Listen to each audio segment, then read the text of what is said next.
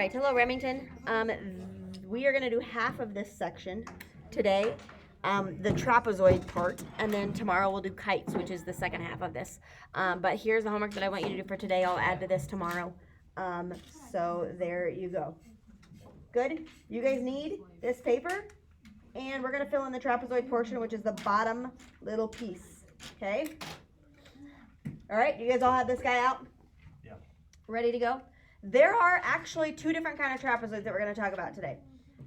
We're going to start with the bottom section. I'm going to draw the bottom section because this is what you think about when you think about trapezoid.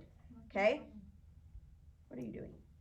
Left and left and then right. Yep, sure. Okay, so here's what you think about when you think about trapezoid, probably. Something like this. You would be correct. Okay, I would be correct. Is that what you think about when you think about trapezoid? Yes. Okay, where those two legs are the same and then the top and the bottom are parallel, yeah? Okay, that is a special type of trapezoid. He's called an isosceles trapezoid. Why is he isosceles? Because two sides are the same. But in order to be a trapezoid, he only has to have two sets of sides that are parallel. So technically, if I draw him like this, and this is parallel to that one, that's technically a trapezoid as well. Even though this is not the same length as that one, right? Okay, so both of those are trapezoids. Isosceles trapezoid, that's probably what you think about when you think about a trapezoid, okay? So in order to be a trapezoid, what does the, by the way, trapezoid and kite, these two at the bottom, notice how it's missing star parallelogram. Why? Because it's not a parallelogram. It is not a parallelogram because it only has one set of sides that are parallel. So in a trapezoid, for sides, one set of parallel sides. And those sides are called the bases. Okay? Now, what happens if your trapezoid looks like this? Which ones are the bases? The left and the right. Base, don't think base is top and bottom. Base is the ones that are parallel, okay? And then we have something called the mid-segment, okay? So let's chat about mid-segment for just a second. If I find the middle of this side, you see my blue dot? If I look at this left side and I find that blue dot, which is the midpoint, okay? This guy is the midpoint of that side. And if I look and find, let's say, the midpoint of this side, and I connect them together, that is called the mid-segment, okay? Let's talk about what's true about the mid-segment. Will he be parallel to the top of to the other two bases? Yes. Yep. Also, one more fancy thing about mid-segment, this is the part that we're going to write down. Let's say this bottom side from here to here is, I don't know, 10 feet. Let's say the top side is 6 feet. How long is the mid-segment going to be? 8. How do you know that? Because you average. You average them. So the mid-segment is the average of the bases. Or if you need a formula for it, it's half of base 1 plus base 2. Right? If I take and add 6 and 10 together and take half of that, I get 8. That's how you find the mid-segment and the length of the mid-segment. Now, that is true if it's a regular old trapezoid. It doesn't have to be an isosceles trapezoid for that mid-segment to be the average, right? Okay, so that's true for any old fancy whatever trapezoid. Got it? All right, let's talk about isosceles trapezoids. So in an isosceles trapezoid, you have one set of parallel sides. Those are called the bases, just like up above. But what else is true about the sides specifically of an isosceles trapezoid? Yeah, these two, do you know what these two sides are called? They're congruent. They are called legs. Okay, so the bases are the ones that are parallel, but the legs are congruent. Okay? All right, give me just a second and I'll help you. Let's talk about angles now. So if I zoom in on him, angle, angle, angle, angle. What's a pattern about the angles? Or what's something I can include about the angles? The bottom sides. Yeah, like in a parallelogram, the opposite ones are the same. Obviously not true in this case, right? But these two match each other and these two match each other. Do you know what those are called?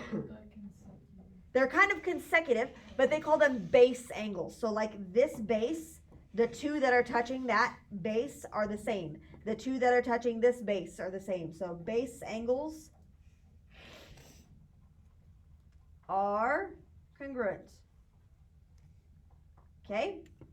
And last thing, let me get rid of all my loop-de-doos here.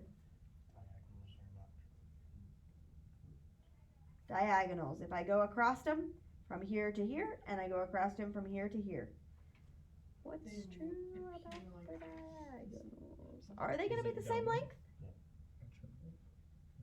What? I think They are the same length. They are? If it's not an isosceles trapezoid, But they're not. this one's gonna be longer, and a non-isosceles trapezoid, those are not gonna be the same length. But in an isosceles trapezoid, this will be the same length as this one. Now, will they cut each other in half? no. No, obviously not, right? Okay. Will they make a 90-degree angle where they cut each other in half? No. But they will be the same length across each other, right? Okay. So the diagonals are congruent. Okay. Does that make sense? Those two are going to be the same length. Okay. Good. We're just going to do trapezoids for now. So let's go back and we'll do like the first like 4 examples maybe in the notes. Okay. So flip back. What you got, darling?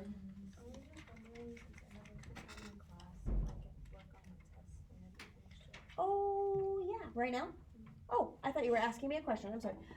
Yes, it's underneath of that She's not even plugged in. blue tray. See if you can find him. Okay. Sorry, I would have gotten that for you a long time ago. I just thought you had a question. All right. Here we go. Trapezoids and kites. We're just going to do the trapezoid stuff. So I'm going to go through this with you here. This first trapezoid that's at the top, is he a regular trapezoid or an isosceles trapezoid, do you think? He doesn't look like these two sides are the same length, It's not marked. and it's not marked, so we have to assume that he's just a regular old trapezoid, okay? It would have to be marked like this in order for that to be isosceles, got it? Okay, let's go down here. This is, what kind of trapezoid is he? He is isosceles because he's marked, right? And they also have the base angles matched so that they are the same measure, okay? What about this one? Regular trapezoid, isosceles trapezoid. Isosceles. He is isosceles. It's just he is sideways, so his bases are the left and the right side. Now they do have these angles marked. They should also have these bottom angles marked, but they don't. I don't know why, but anywho, there's that. And then the last diagram is this guy showing you that these diagonals are going to be the same, but that's only true if he's isosceles, right? Only true in an isosceles trapezoid are the diagonals the same. Okay, let's do an example. We're going to skip example 1 because that's a proof and we don't want to do it. And we're going to go to example 2. And I have these points plotted, plot them. Put those on this coordinate plane and there they are.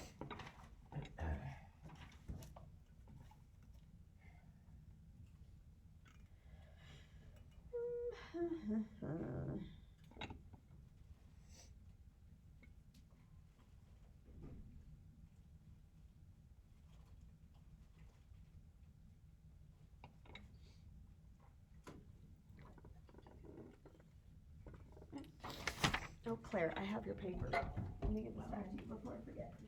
I think I did that one other time. I stole like a bunch of your notes pages, and it was like a week before I gave them back. Whatever. All right, you got them plotted? Okay, first things first. They ask us to do 2 things. They ask us to show that it's a trapezoid. Number 1, is he a trapezoid? And number 2, we know he's a trapezoid. It says, the fact that it says show that it's a trapezoid means he already is a trapezoid, but we got to show why, okay? And then the second thing we have to do is determine whether he's isosceles or not. So isosceles, question mark. We don't know if he's isosceles or not. So what do I need to do in order to prove that he's a trapezoid? What's a trapezoid got to have?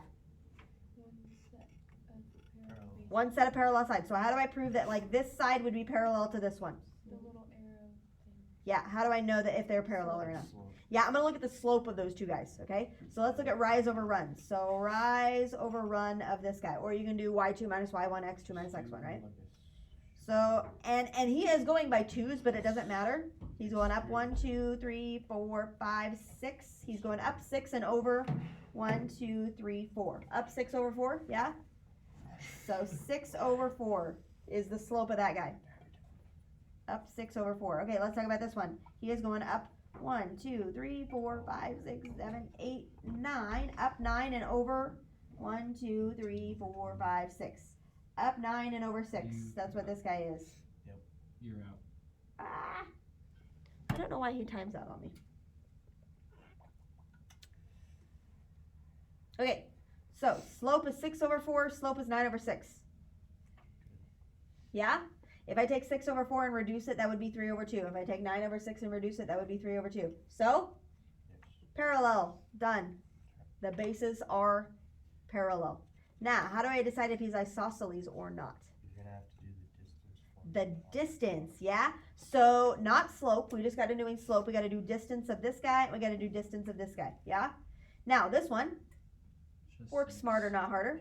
How is he? Just 6. He is 6. Be careful. Not 3 because he's going like by twos. Okay? This guy, if I do the distance, I'm going -8 to -6. 2. 2 and -4 to -10. 6. And 2 squared is 4 and 6 squared is 36 and that's the square root of 40. Isosceles? No. Not isosceles. He looks like he might be isosceles though. That was a little tricky. Not isosceles. Good? well, if you're diagonal 3 and you're straight 3, That's true. Yeah, that's true. Yeah. It doesn't trick Brian. It kind of tricks me a little bit. I don't know. Anyway, okay, good. So so that was a little bit of a combination between slopes and distances, but not too bad. Okay. All right. Let's talk about mid segments of trapezoids. We know that this guy right here is going to be the average of the top and bottom, right? So if they label this as 11 and that is 18, find the mid segment or the length of the mid segment. 11 and 18 is 29. 29 divided by 2. 14 and a half. That's how long this is. Okay. Now they're going to do something else to you. Example 4. They give you this bottom base is 16.7, the middle is 24, and the top is X. We don't know the top. So they're giving me the mid segment. How do I find the top?